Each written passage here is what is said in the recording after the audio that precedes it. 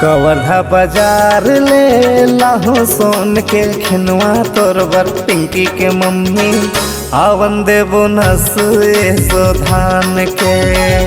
कवर्धा बाजार ले लाहो सोन के खिनवा तोर बर पिंकी के मम्मी आवन देबो नसुए सो धान के।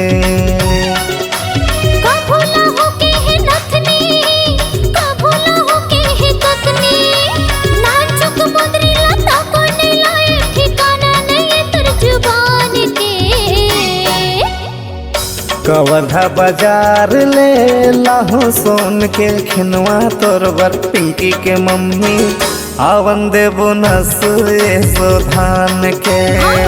जाना था वो